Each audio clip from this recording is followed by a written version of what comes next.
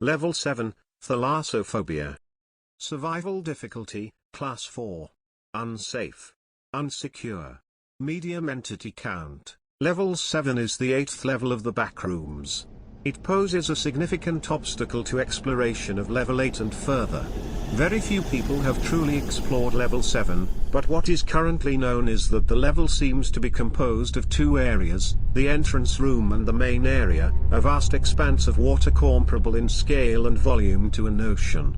Aside from the light from the ceiling light in the entrance room, see below, level 7 does not have any fixed sources of light.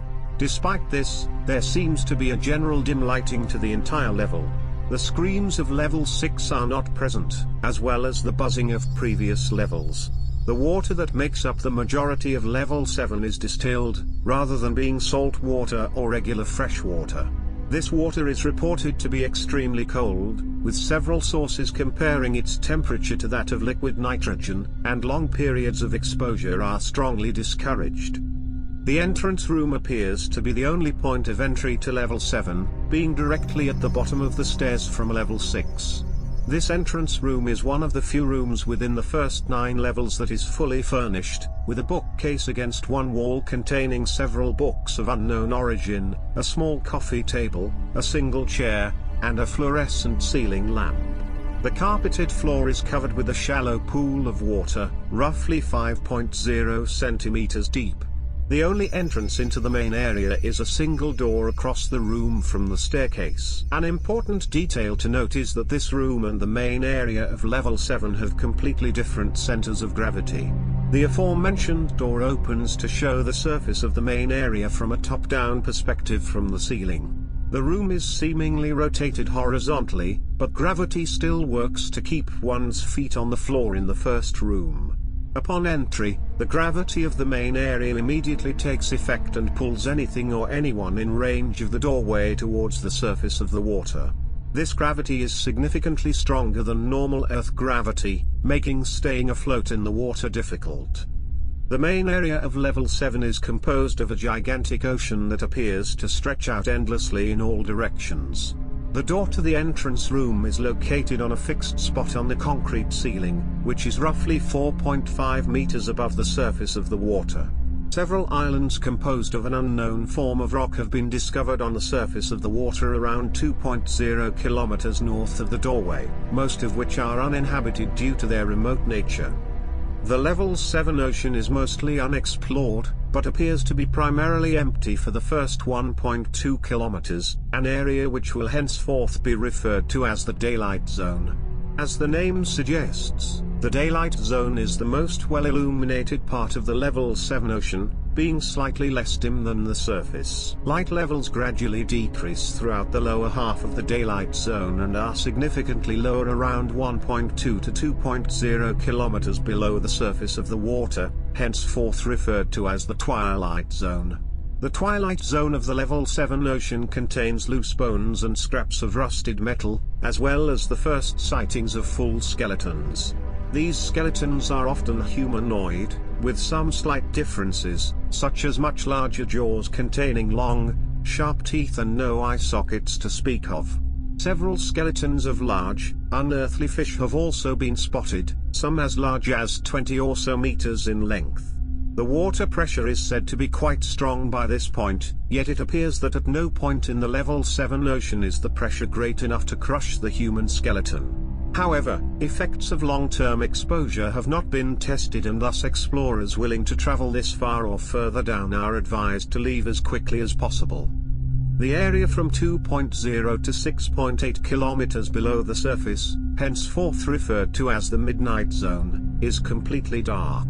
Many more full skeletons have been found within this portion of the ocean, almost completely comprised of the humanoid skeletons mentioned above. There have been reports of incredibly large fish-like skeletons in the midnight zone, but the skeletal structures of these creatures have been described by witnesses as incomprehensible. Any depth below 7.0 kilometers from the surface, henceforth referred to as the abyss, is considered to be too dangerous to explore, with the longest recorded exploration to the abyss lasting approximately 1 minute and 45 seconds. The abyss is said to be populated with mountainous piles of tar and rock, with a steady bubbling emanating from an unknown source below. This area is reported to be densely populated with the aforementioned humanoid skeletons, most of which have been eroded in some regard by the immense pressure.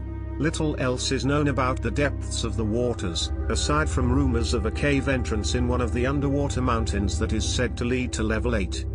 In terms of entities, level 7 is reported to contain only one. Alone in the freezing waters, the thing on level 7 appears to have killed off any other life in the ocean. This creature is single-handedly the most dangerous aspect of traversing level 7, as its incredible swim speed, detection skills, and physical strength make it capable of locating, traveling to, and eviscerating its victims in a matter of minutes or even seconds, depending on its distance from the target. Explorers are strongly advised to avoid exploration entirely, but any willing to attempt such an endeavor are recommended to bring some form of distraction such as meat to buy themselves enough time to explore. The current depth of level 7 is unknown by exact terms, but members of the BAS has determined it to be impossibly deep architecturally wise. Fragments of synthetic fiber in the midnight zone and abyss suggest that the ocean floor is carpeted. Fort Surrender. An outpost on the closest recorded island comprised of a haphazardly constructed shelter composed of broken furniture held together by tar. Inhabitants are rumored to have devoted themselves to worshipping the thing on level 7. Numbers of inhabitants, unknown, but said to be somewhere between 4 and 9 people. Population of the outpost is rumored to be hostile. Entrances. The only known entrance to level 7 is through a staircase down from level 6, which leads directly into the entrance room. There are, however, rumors of a possible entrance through a puddle on the floor of level 6. Exits. The only known exit is through an underwater exit shaped like the entrance to a cave located somewhere in the side of a mountain roughly 7.0 kilometers below the surface of the ocean, which was discovered by U/Bart0 News and U/Evolded. This entrance will lead to level 8. It is important to note that there is no clear way to return to level 7 from level 8 or any further level.